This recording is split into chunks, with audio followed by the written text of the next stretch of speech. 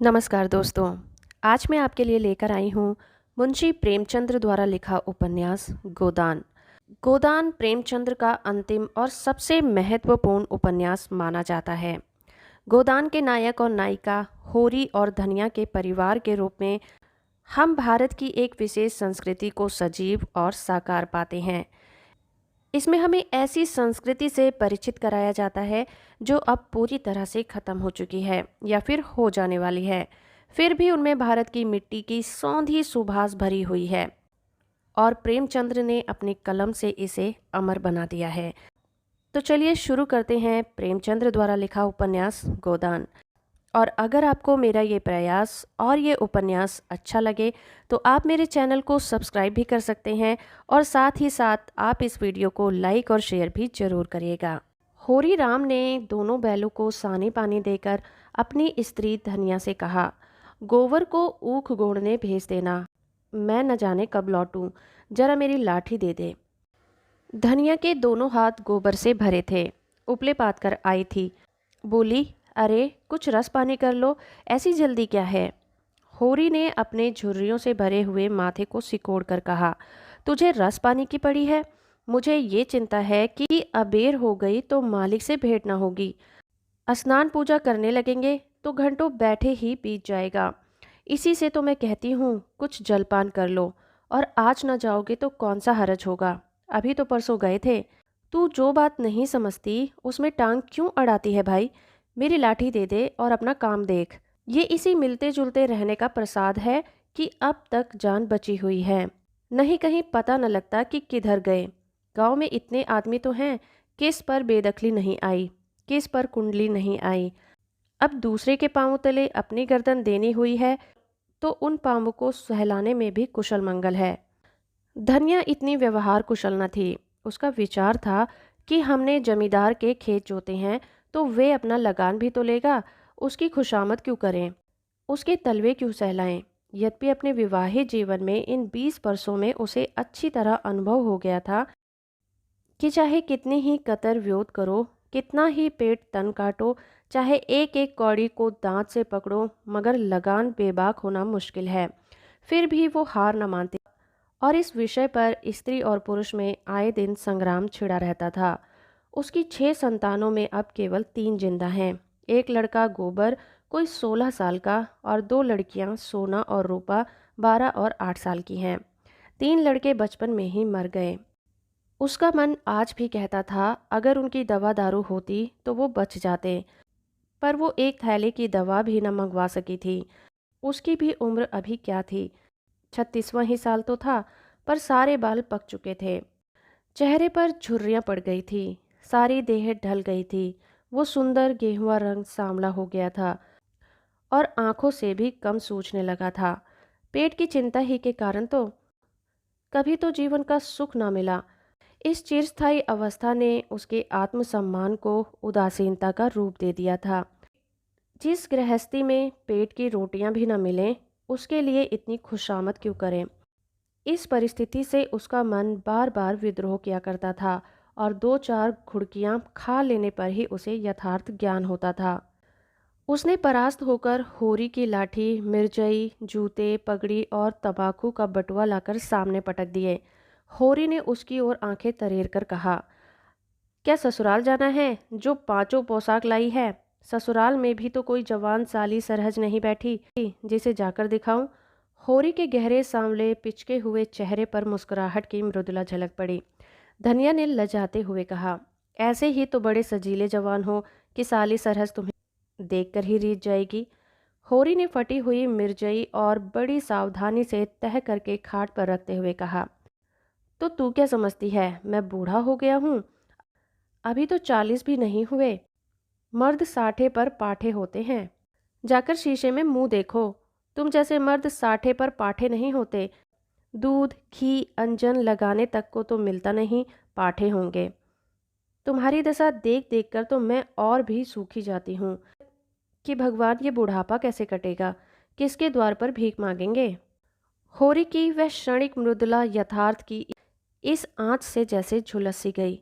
लकड़ी संभालता हुआ बोला, 60 तक पहुंचने की नौबत ना आने पाएगी धनिया, इसके पहले ही चल देंगे। धनिया ने तिरस्कार किया। अच्छा, रहने दो, मत अशुभ मुंह से निकालो। तुमसे कोई अच्छी बात भी कहे तो लगते हो कोसने। होरी लाठी कंधे पर रखकर घर से निकला तो धनिया द्वार पर खड़ी उसे देर तक देखती रही। उसके इस निराशा भरे शब्दों ने धनिया के चोट खाए हुए हृदय में आतंक में कंपन सा डाल दिया था। वो जैसे अपने नारित्व के संपूर्ण तप और व्रत से अपने पति को अभयदान दे रही थी। उसके अंतःकरण से जैसे आशीर्वादों का व्यूह सा निकल रहा था, होरी को अपने अंदर छिपाए लेता था। विपन्नता के इस अथाह सागर में सुहाग ही वह तृण था जिसे पकड़कर वो सागर को पार कर रही थी। इन असंगत शब्दों ने यथार्थ के निकट होने से भी मानो भटका देकर उसके हाथ से वो तिनके का सहारा भी छीन लेना चाहा, बल्कि यथार्थ के निकट होने के कारण ही उनमें इतनी वेदना शक्ति आ गई थी। काना कहने से काने को जितना दुख होता है वो क्या दो आंखों वाले आदमी को हो सकता है। होरी कदम बढ़ाए चला जाता था। पगडंडी के दोनों ओर ऊख के पौधों पर लहराती हुई हरियाली देखकर उसने मन में कहा, भगवान कहीं गौ से बरखा कर दे और डांडे भी सुभीते से रहे तो एक गाय जरूर लेगा। देसी गाय तो ना दूध दे ना उसके बछवे ही किसी काम के हों। बहुत हुआ तो तेल ही से कोल्हू में चले। नहीं, वो पछाई गाय लेगा, उसकी खूब सेवा करेगा। कुछ नहीं तो 4-5 सेर दूध होगा। गोबर दूध के लिए तरस तरस कर रह जाता है। इस उम्र में ना खाया पिया तो फिर कब खाएगा। साल भर भी दूध पी ले तो देखने लायक हो जाएगा। बछवे भी अच्छे बैल बनेंगे। 200 से कम की गोरी न होगी। फिर गऊ से ही तो द्वार की शोभा है। सवेरे सवेरे गऊ के दर्शन हो जाएं तो क्या कहना। न जाने कब यह सांग पूरी होगी, कब वह शुभ दिन आएगा। हर एक गृहस्थ की भांति होरी के मन में भी गऊ की लालसा चिरकाल से वंचित चली आ रही थी। बैंक सूद से चेन करने या जमीन खरीदने या महल बनवाने की विशाल आकांक्षाएं उसके नन्हे से हृदय में कैसे समाती। जेठ का सूर्य आमों के झुरमुट से निकलकर आकाश पर छाई हुई लालिमा को अपने रजत प्रताप से तेज प्रदान करता हुआ ऊपर चढ़ रहा था और हवा में गर्मी आने लगी थी। दोनों ओर खेत में काम करने वाले किसान उसे देखकर राम राम करते और सम्मान भाव से चिलम पीने पर निमंत्रण देते थे। पर होरी को इतना अवकाश कहाँ था। उसके अंदर बैठी हुई सम्मान लालसा ऐसा आदर पाकर उसके सूखे मुख पर गर्व की झलक पैदा कर रही थी। मालिकों से मिलते जुलते रहने का ही तो ये प्रसाद है कि सब उसका आदर करते हैं, नहीं तो उसे कौन पूछता। 5 बीघे के किसान की बिसात ही क्या। ये कम आदर नहीं है कि 3-3 4-4 हलवाहे महतो भी उसके सामने सिर झुकाते हैं। अब वो खेतों के बीच की पगडंडी छोड़कर एक खटैली में आ गया था, जहां बरसात के पानी भर जाने के कारण तरी रहती थी और जेठ में कुछ हरियाली नजर आती थी। आसपास के गांवों की गौएं यहाँ चरने आया करती थीं।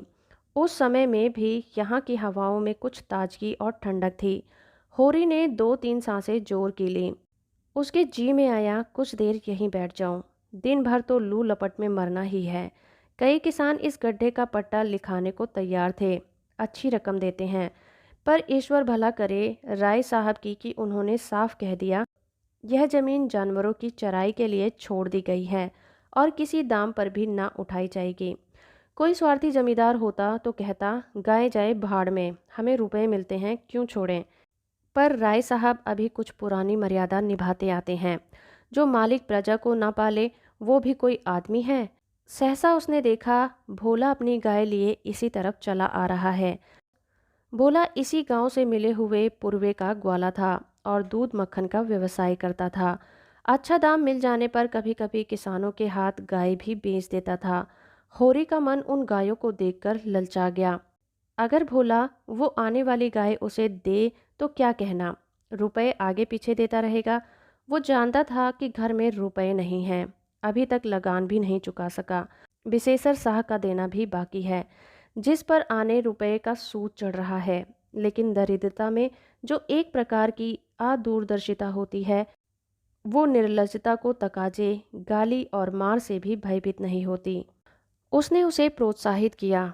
बरसों से जो सांग मन को आंदोलित कर रही थी उसने उसे विचलित कर दिया।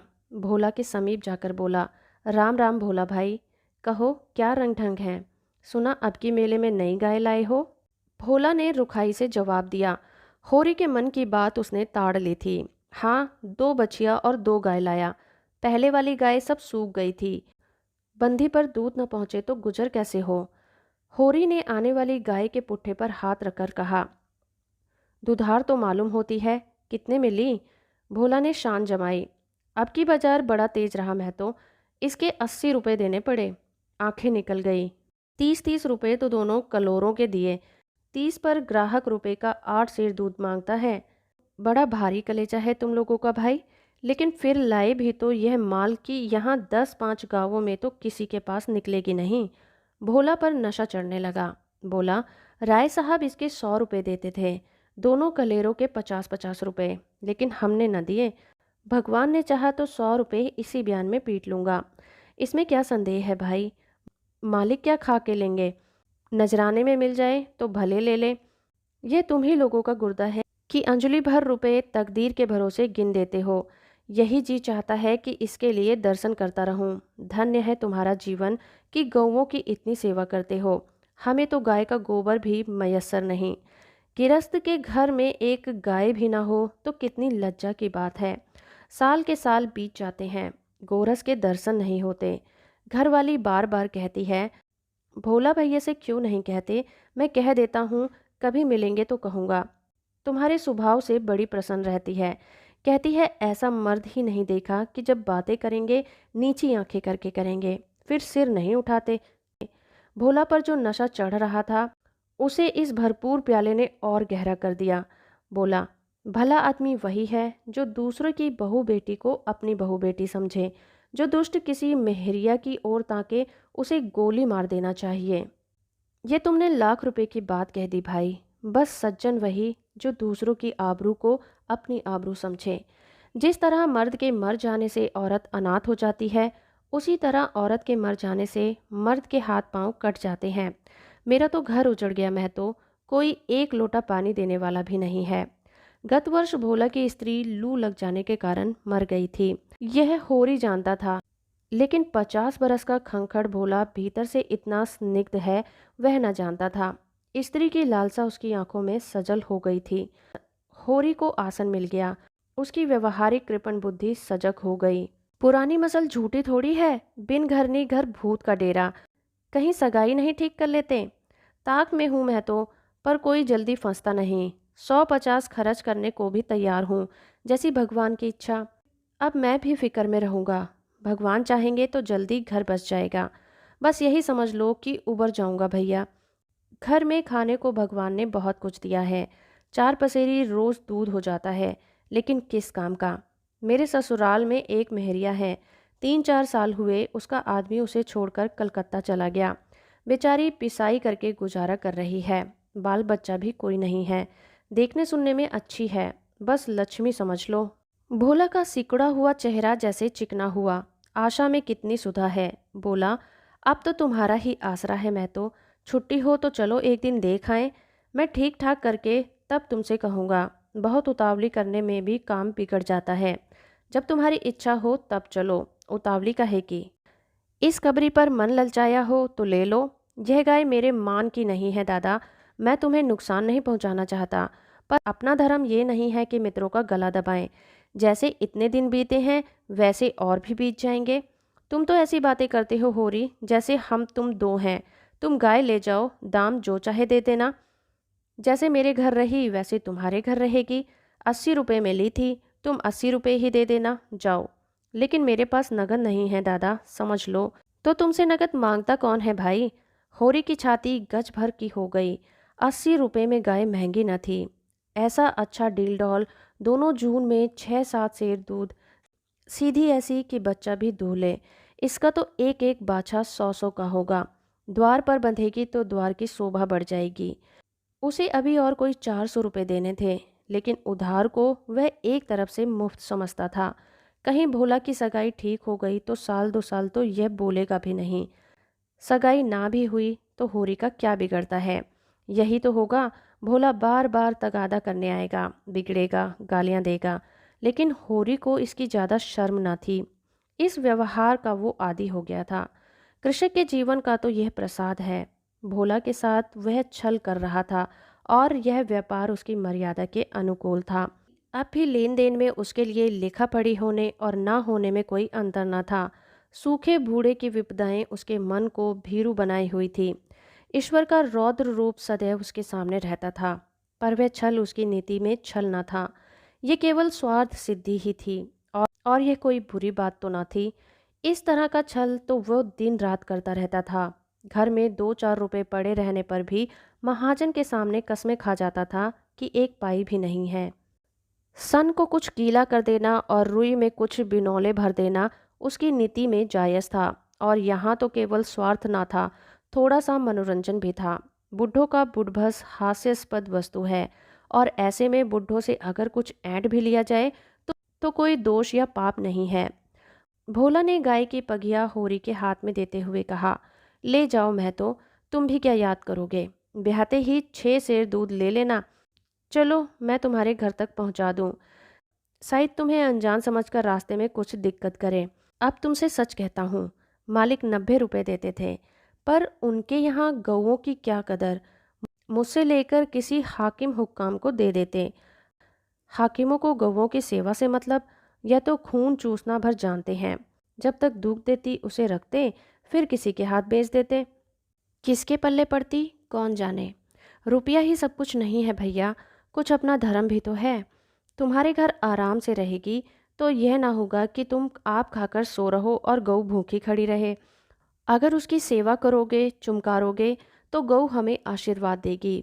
तुमसे क्या कहूँ भैया, घर में चंगुल भर भी भूसा नहीं रहा। रुपए सब बाजार में निकल गए। सोचा था महाजन से कुछ लेकर भूसा ले लेंगे, लेकिन महाजन का पहला ही नहीं चुका।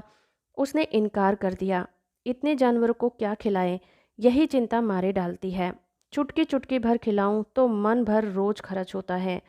भगवान ही पार लगाए तो लगे। होरी ने सहानुभूति के स्वर में कहा, तुमने हमसे पहले क्यों नहीं कहा, हमने एक गाड़ी भूसा बेच दिया। भोला ने माथा ठोक कर कहा, इसीलिए नहीं कहा भैया कि सबसे अपना दुख क्यों रोऊं, बांटता कोई नहीं, हंसते सब हैं। नहीं, जो गाय सूख गई है उसका गम नहीं, पत्ती सत्ती खिलाकर जिला लूंगा। लेकिन अब ये तो रातियों बिना नहीं रह सकती, हो सके तो 10-20 रुपए भूसे के लिए दे दो। किसान पक्का स्वार्थी होता है, इसमें संदेह नहीं। उसकी गांठ से रिश्वत के पैसे बड़ी मुश्किल से निकलते हैं। ताव भाव में भी वो चौकस होता है। ब्याज की एक एक पाई चुकाने के लिए वो महाजन की घंटों चिरौरी करता है, जब तक पक्का विश्वास ना हो जाए कि वो किसी के फुसलाने में नहीं आता। लेकिन उसका संपूर्ण जीवन प्रकृति के स्थायी सहयोग से है। वृक्षों में फल लगते हैं, उन्हें जनता खाती है। खेती में अनाज होता है, वो संसार के काम आता है। गाय के थन में दूध होता है, वो खुद पीने नहीं जाती, दूसरे को ही पिलाती है। मेघों में वर्षा होती है, उसे पृथ्वी तृप्त होती है। ऐसी संगति से कुत्सित स्वार्थ के लिए कहाँ स्थान। होरी किसान था और किसी के जलते हुए घर में हाथ सेकना उसने सीखा ही न था। भोला की संकट कथा सुनते ही उसकी मनोवृत्ति बदल गई। पगहिया को भोला के हाथ में लौटाता हुआ बोला, रुपए तो दादा मेरे पास नहीं है, हाँ थोड़ा भूसा बचा है, वह तुम्हें दूंगा, चलकर उठा लो। भूसे के लिए तुम गाय बेचोगे और मैं लूँगा, मेरे हाथ न कट जाएंगे। भोला ने आद्र कर्ण से कहा, तुम्हारे बैल भूखे न मरेंगे। तुम्हारे पास भी ऐसा कौन सा बहुत सा भूसा होगा। नहीं दादा, अब की भूसा अच्छा हो गया था। मैंने तुमसे नाहक भूसे की चर्चा की। तुम ना कहते और पीछे से मालूम होता तो मुझे बड़ा रंज होता कि तुमने मुझे इतना गैर समझ लिया। अवसर पड़ने पर भाई की मदद भाई ही ना करे तो काम कैसे चले। मुदा ये गाय तो लेते जाओ। अभी नहीं दादा, फिर ले लूँगा। तो भूसे के दाम दूध में कटवा देना। होरी ने दुखित स्वर में कहा, दाम कौड़ी की इसमें कौन सी बात है दादा। मैं 1-2 जून तुम्हारे घर खा लूँगा तो तुम मुझसे दाम मांगोगे, लेकिन तुम्हारे बैल भूखे मरेंगे कि नहीं। भगवान कोई ना कोई सबील निकाल ही लेंगे। आषाढ़ सिर पर है, कड़वी बोलूँगा, मगर यह गाय तुम्हारी हो गई। जिस दिन इच्छा हो आकर ले जाना। किसी भाई का नीलाम पर चढ़ा हुआ बैल लेने में जो पाप है, वह इस समय तुम्हारी गाय लेने में है। होरी में बाल की खाल निकालने की शक्ति होती तो वो खुशी से गाय लेकर घर की राह लेता। भोला जब नगद रुपए नहीं मांगता तो स्पष्ट था कि भूसे के लिए गाय नहीं बेच रहा है, बल्कि इसका कुछ और आशय है। लेकिन जैसे पत्तों के खड़खड़ाने पर घोड़ा अकारण ही ठिठक जाता है, उसे मारने पर भी आगे कदम नहीं बढ़ाता, वही दशा होरी की थी। संकट की चीज लेना पाप है। यह बात जन्म जन्मांतरों से उसकी आत्मा का अंश बन गई थी। भोला ने गदगद कंठ से कहा, मैं किसी को भेज दूं भूसे के लिए? होरी ने जवाब दिया, अभी मैं राय साहब की ड्योढ़ी पर जा रहा हूँ, वहां से घड़ी भर में लौटूंगा, तभी किसी को भेजना। भोला की आंखों में आंसू भर आए। बोला, तुमने आज मुझे उबार लिया होरी भाई। मुझे अब मालूम हुआ कि मैं संसार में अकेला नहीं हूँ, मेरा भी कोई हेतु है। एक क्षण के बाद उसने फिर कहा, उस बात को ना भूल जाना। होरी आगे बढ़ा तो उसका चित्त प्रसन्न था। मन में एक विचित्र स्फूर्ति हो रही थी। क्या हुआ, 10-5 मन भूसा चला जाएगा। बेचारे को संकट में पड़कर अपनी गाय तो नहीं बेचनी पड़ेगी। जब मेरे पास चारा हो जाएगा तब गाय खोल लाऊंगा। भगवान करे मुझे कोई और मेहरिया मिल जाए, फिर तो कोई बात ही नहीं है। उसने पीछे फिरकर देखा। कबरी गाय पूंछ से मक्खियां उड़ाती, सिर हिलाती, मस्तानी मंद गति से झूमती चली जाती थी, जैसे बंदियों के बीच में कोई रानी हो। कैसा शुभ होगा वो दिन जब ये कामधेनु उसके द्वार पर बंधेगी। धन्यवाद।